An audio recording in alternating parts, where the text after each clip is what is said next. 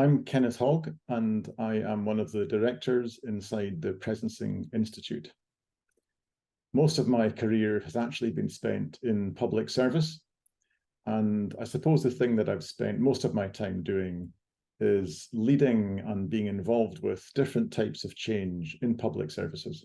There are differences between trying to lead change inside an organization or from within an organization, on the one hand, as compared to leading change as an individual.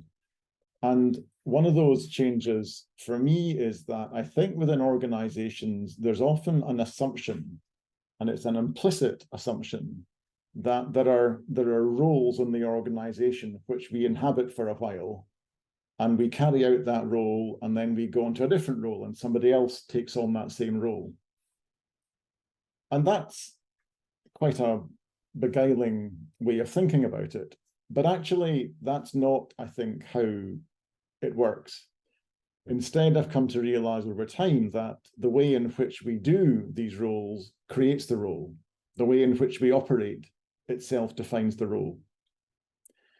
And that I find quite a liberating idea, because certainly for me, it has freed me up to embrace different ways of performing and leading and acting when, especially when leading change. So, for example, when it comes to experimenting with new approaches inside an organization, very often you don't have a wider organizational mandate for that. Maybe you have permission to experiment, but you don't really have a critical mass of colleagues with you on that journey. So it can feel a little bit like you have one foot inside of the organization and one foot outside of the organization. And that can feel a little vulnerable. However, the beauty of prototyping is that you actually don't need to place your wider organization at risk in experimenting and innovating. The idea is that you're testing change at the minimum viable level. And the more often you test, the more often you receive data back. Someone once told me, if you test every 6 months, you learn every 6 months. If you test monthly, you learn monthly. If you test daily, you learn daily. So why not test daily? Why not go for the smallest minimum viable change or intervention which we could test for a day or two and see what happens and learn from that? And so very quickly, I think it's possible to bring to scale new ideas for change based on the actual experience of testing them in practice. And if things don't work, that's great too, because you know not to do them anymore. It doesn't always have to work first time. In fact, it's probably better to have a few failures first before landing on the thing that's really working in this system. In my own career, I've been involved with some work around improving how public services support children and young people in their early years. And that's an area where there's lots of international evidence about good practice. However, we also know that all change is local. All change has to be contextually specific. So the prototyping approach is one which allowed different preschool teachers, different social workers, different educators, different third sector organizations test out in practice at very small scale different approaches locally, gather the data in, and then build on what works best.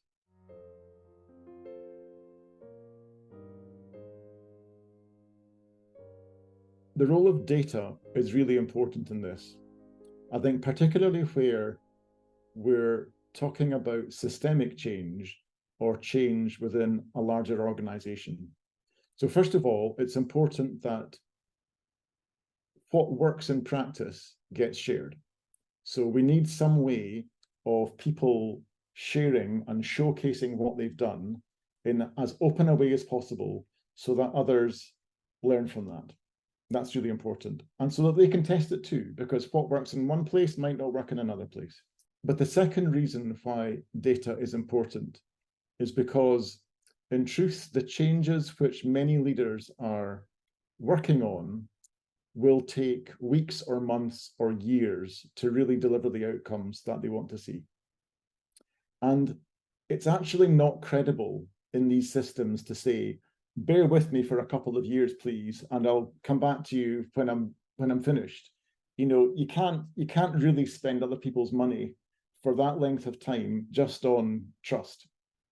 So what you can do in the interim is collect data about what is happening. So maybe you're not able to say that the long-term outcome improved from X to Y, but you are able to say weekly and monthly, we've tested this number of things in that number of places, and the early results show positive impacts here, and we're learning from less positive impacts over there. And having that story to tell is an absolutely critical part of keeping yourself in the game as a leader. It's not really credible to operate in silence. It's really important that you're able to communicate what is going on and to give people a sense of that activity, so at least they can form their own judgment about, does that activity feel like it's worthwhile and positive and something that they want to be involved with too.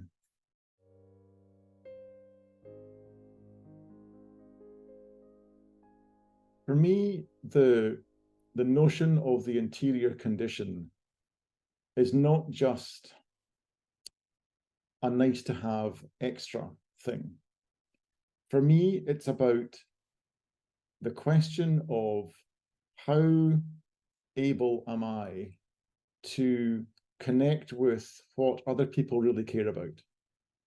So rather than just operating on the basis of the positions that they take, or the policies that they're championing, or the